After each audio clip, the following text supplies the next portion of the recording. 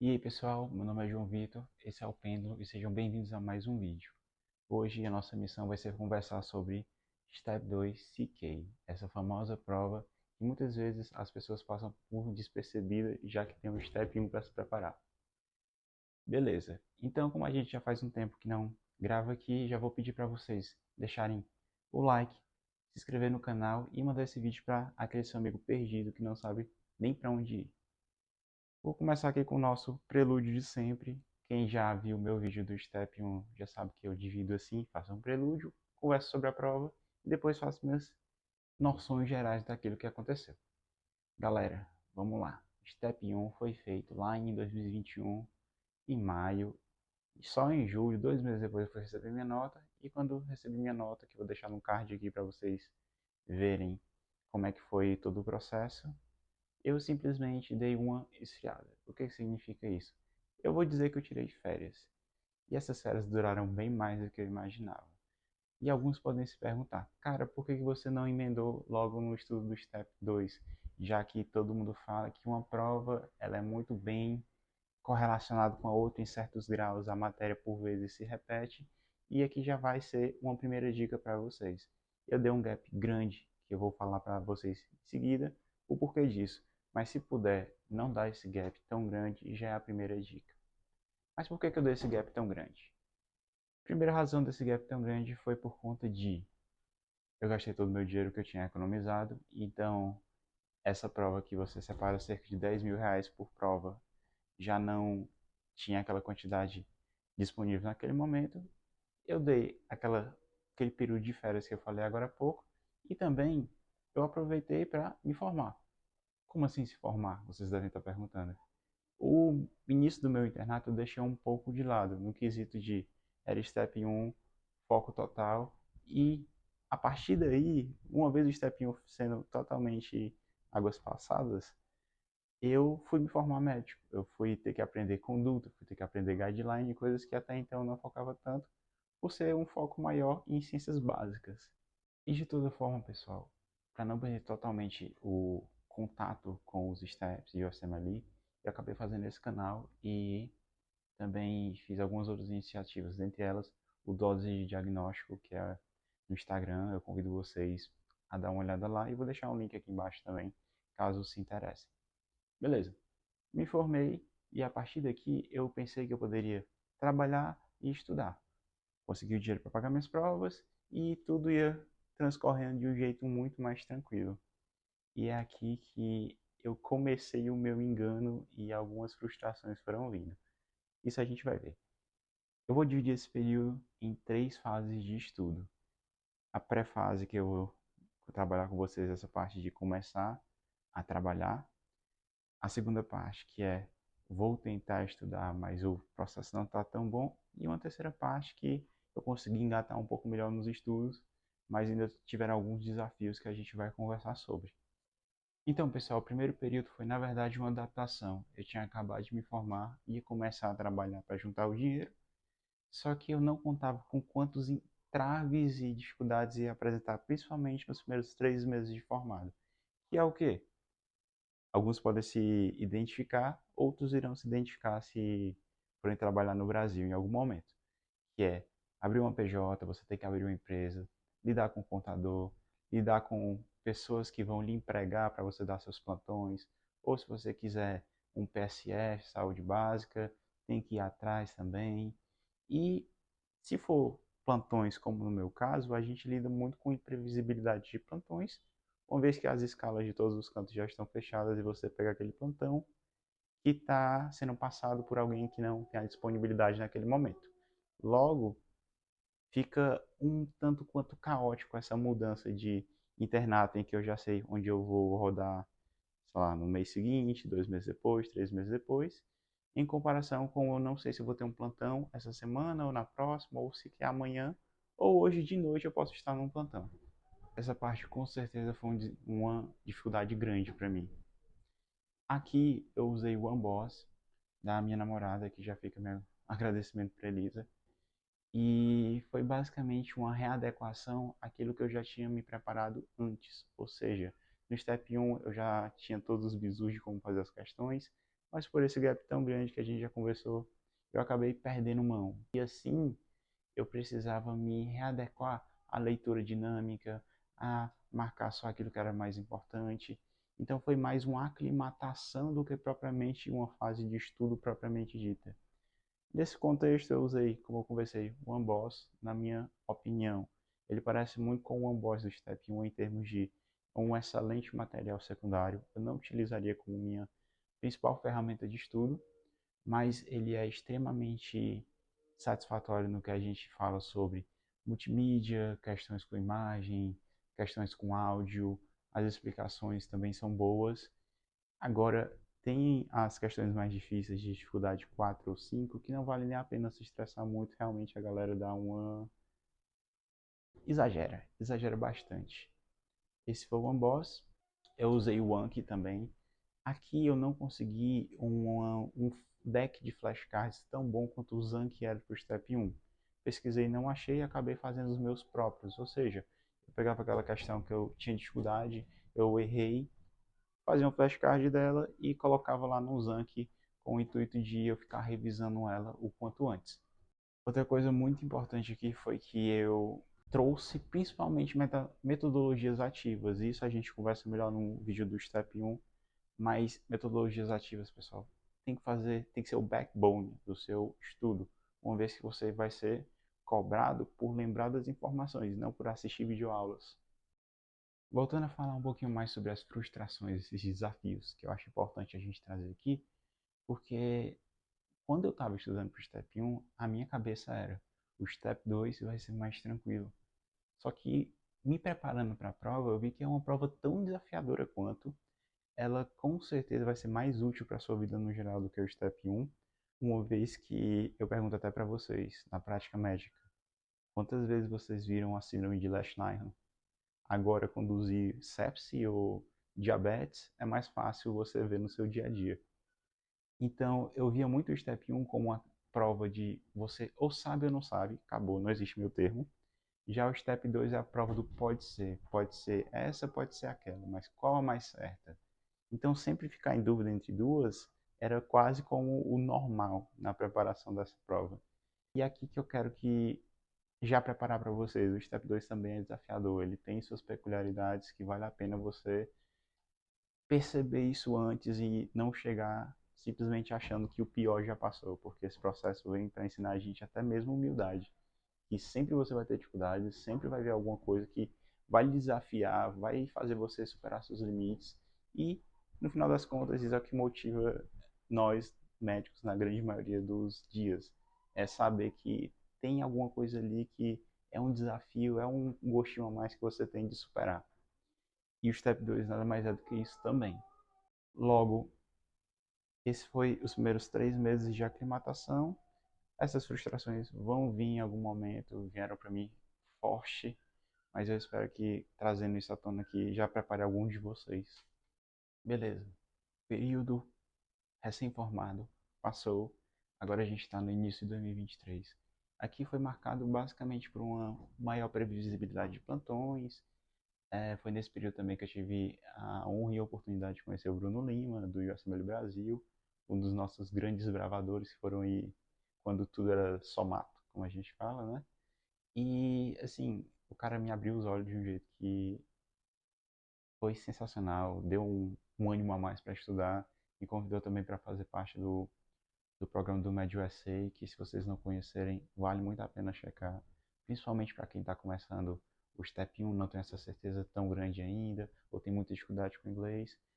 Não estou sendo patrocinado por eles, mas chega aí, fica aí a recomendação.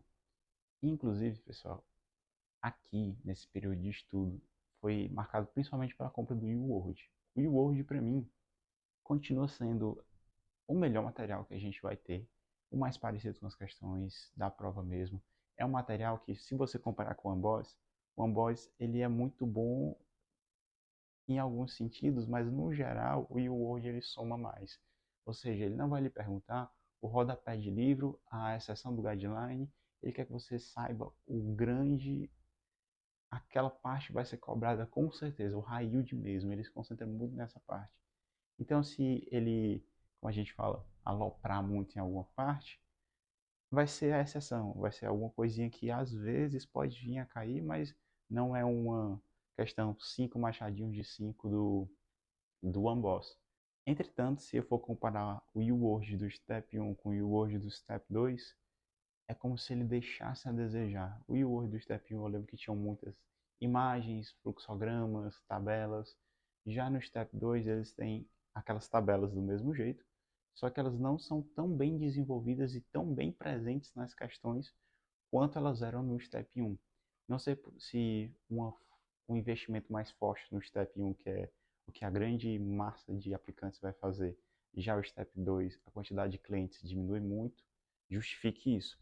Mas em termos de qualidade de conteúdo no geral e o hoje incluso, eu achei o Step 2 CK menos robusto do que em comparação com o Step 1.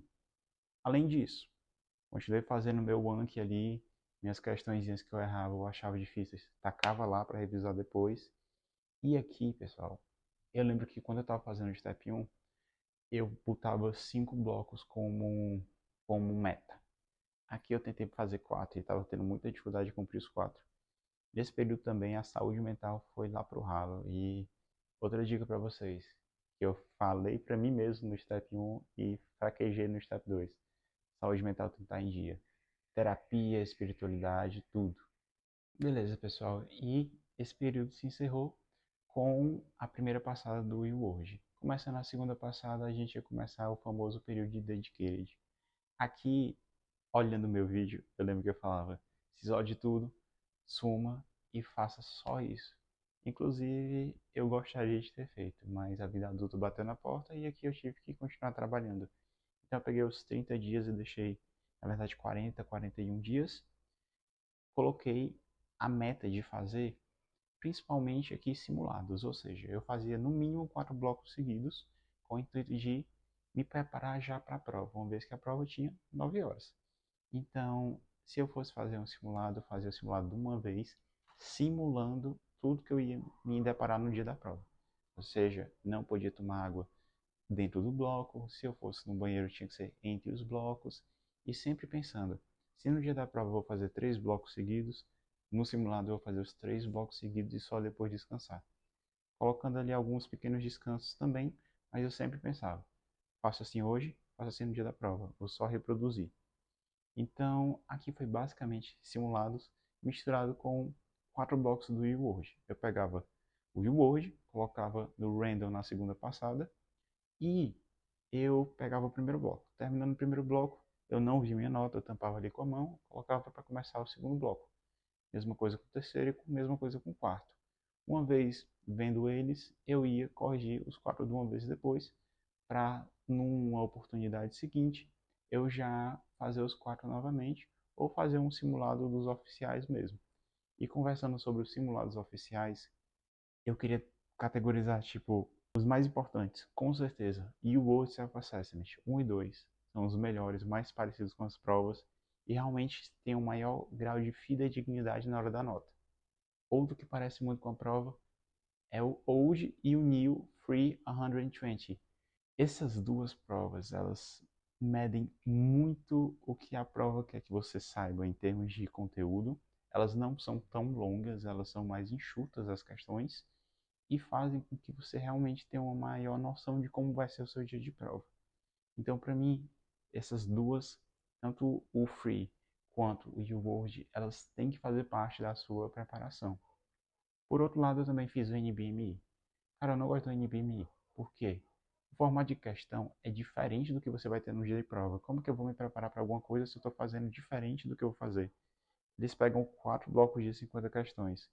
Quando eu penso que eu faço 3 blocos de 40 para sentir fome e me organizo para comer e tomar água só nesse momento, quando eu reproduzo a estratégia no NBMI, ele dá errado. Então, acabei me estressando, fazendo algumas coisas erradas que em um tipo de prova daria certo. No NBMI, o mindset tem que ser diferente.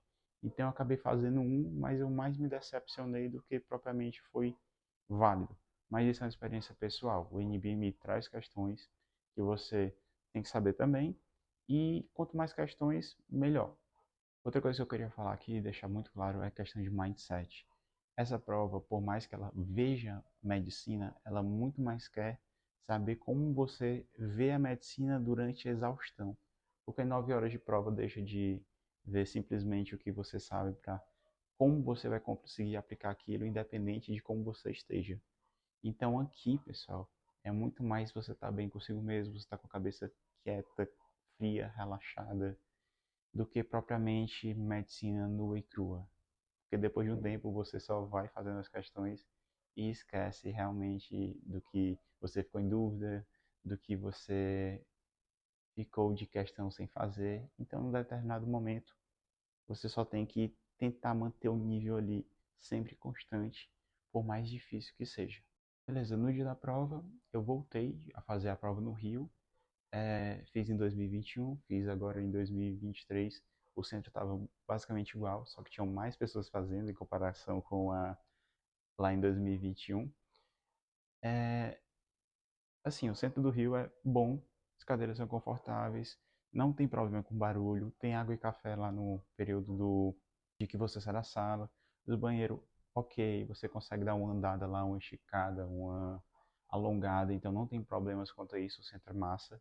Quanto à metodologia de prova, que eu bati muito isso com você já aqui em alguns vídeos, eu reproduzi o que eu fazia no simulado, eu fiz 3 blocos, entre esses blocos eu dava uns 2, 3 minutos de descanso, saía do terceiro bloco, ia comer, passava um tempinho tomando água, ia no banheiro, alongava, voltei, fiz mais 2, dando ali 2, 3 minutos de novo entre eles, saí, fiz a mesma coisa, voltei mais 2. A última saída, antes desse último bloco, foi tipo, cara, tô morto, mas só falta mais um. É aí que a cabeça tem que estar em dia e você só vai mesmo na garra, porque em um determinado momento você está acabado, você simplesmente se acostuma com a dor.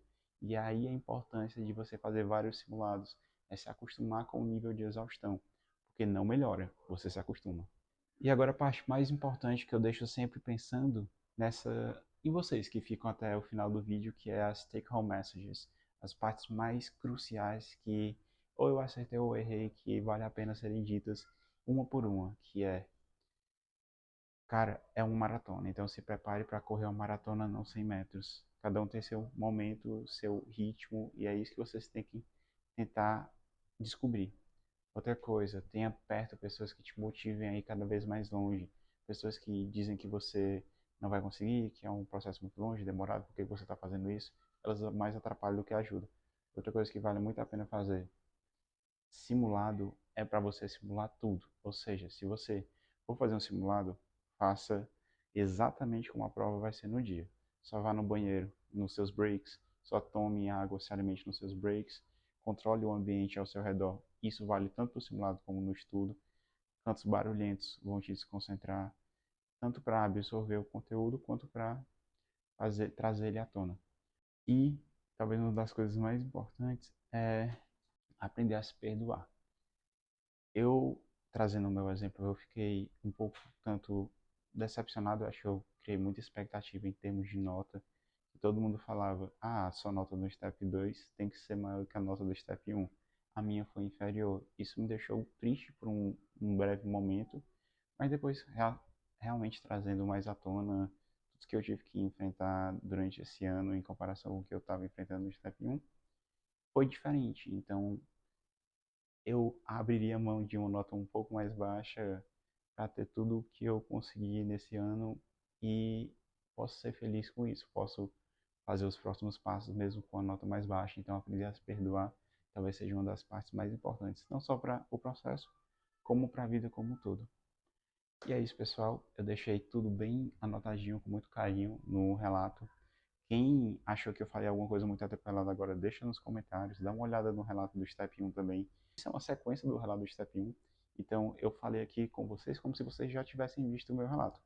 E tentei também deixar de um jeito mais enxuto em comparação com o Step 1, porque lá foram 30 minutos e aqui eu não sei quanto vai dar, mas vai dar um pouquinho menos. Não esquece o like e de mandar esse vídeo para quem você acha que vai se beneficiar. Desafio, surpresa. Bota aqui, hashtag até o final de novo, que nem vocês fizeram no Step 1, que foi muito massa. Valeu, galera.